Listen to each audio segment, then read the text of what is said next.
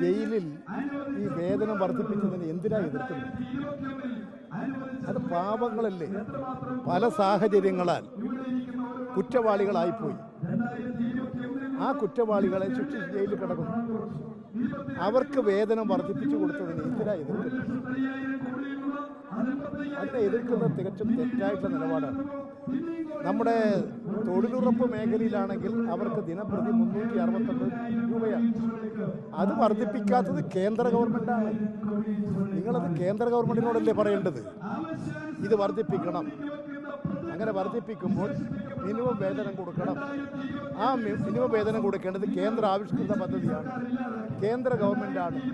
അത് കേന്ദ്ര ഗവൺമെൻറ്റിനോട് പറയാതെ ഇവിടെ ഈ ജയിലിൽ കിടക്കുന്നവന് ഒരു ചില്ലറ പൈസ വർദ്ധിപ്പിച്ചു കൊടുത്തപ്പോൾ അവർ ആ ജയിലിൽ തന്നെ അത്യാവശ്യം എന്തെങ്കിലും സാധനം സോപ്പോ എന്തെങ്കിലും വാങ്ങണമെങ്കിൽ ഇതിൻ്റെ ഒരു കൂലി കൊണ്ടാണ് വാങ്ങും.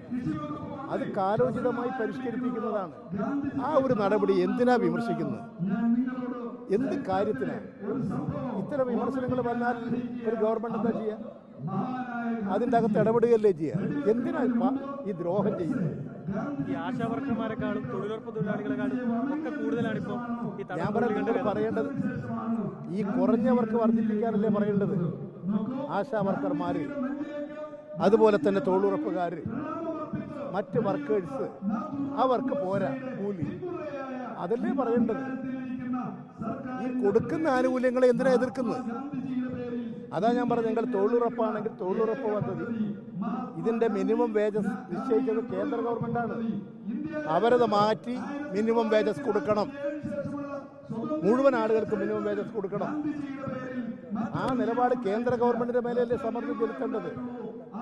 അതൊന്നും പറയാതെ ഈ പാവം ജയിലിൽ കിടക്കുന്ന അവർ വലിയ ക്രിമിനലുകൾ തന്നെ, വലിയ കൊലക്കുറ്റം ചെയ്തവർ തന്നെ. പക്ഷേ ലൈഫ് ജീവപര്യന്തം ആ ജയിലിനകത്തല്ലേ. അവരങ്ങനെ പണിയെടുത്ത് കിട്ടുന്ന കൂലി കുറച്ച് അവിടെ വെക്കും, കുറച്ച് അവരുടെ ആവശ്യം നിർവഹിക്കും. പിന്നെ ജയിലിൽ വിട്ട് ഒരു 10-15 കൊല്ലം കഴിഞ്ഞ് ജയിലിൽ നിന്ന് വരുമ്പോൾ ആ പൈസയും കൊണ്ട് നാട്ടിലേക്ക് പോകാം. ഇങ്ങനെയുള്ളൊരു ആനുകൂല്യത്തെ എന്തിനാ എതിർക്കുന്നത്? ഈ കഴിഞ്ഞ ദിവസം അമിത്ഷാ തിരുവനന്തപുരത്ത് വന്നിട്ട് ബിജെപിക്ക് കേരളത്തിൽ അടുത്തൊരു മുഖ്യമന്ത്രി ഉണ്ടാകും എന്നൊരു പ്രസ്താവന നടത്തി. അദ്ദേഹം വന്നത് ആരും അറിഞ്ഞില്ലല്ലോ. ഈ നിങ്ങൾ മാധ്യമക്കാർ തന്നെ കണ്ടോ? കണ്ടില്ലെന്നാണ് എനിക്ക് തോന്നുന്നത്.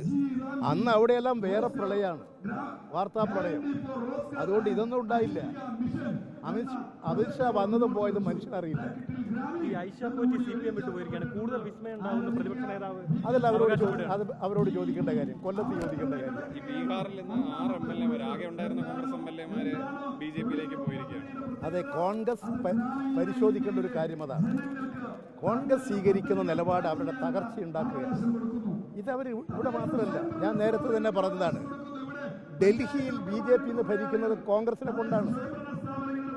ഇപ്പോൾ ബീഹാറിൽ അവരെല്ലാ സീറ്റും ചോദിച്ചു വാങ്ങി. എല്ലാ പാർട്ടികളെയും യോജിപ്പിച്ച് നിർത്തി സീറ്റ് കൊടുക്കേണ്ട കോൺഗ്രസ് ബീഹാർ നിയമസഭാ തെരഞ്ഞെടുപ്പിൽ മറ്റ് പാർട്ടികളെയൊന്നും പരിഗണിച്ചില്ല. എല്ലാവരെയും അകറ്റി. കോൺഗ്രസ് പറഞ്ഞു ഞങ്ങൾ തിരിച്ചു വരികയാണ്. കോൺഗ്രസ് മത്സരിച്ചു, ദയനീയ പരാജയം.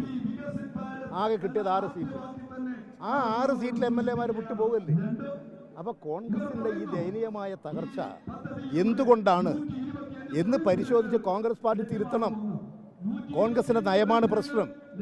അവരിവിടെ കേരളത്തിൽ എന്താ അവർ ചെയ്യുന്നത്? BJPയും RSSനെയും പ്രോത്സാഹിപ്പിക്കുക, ഇടതുപക്ഷത്തെ എതിർക്കുക, ഇടതുപക്ഷത്തിൻ്റെ എല്ലാ നയങ്ങളെയും എതിർക്കുക.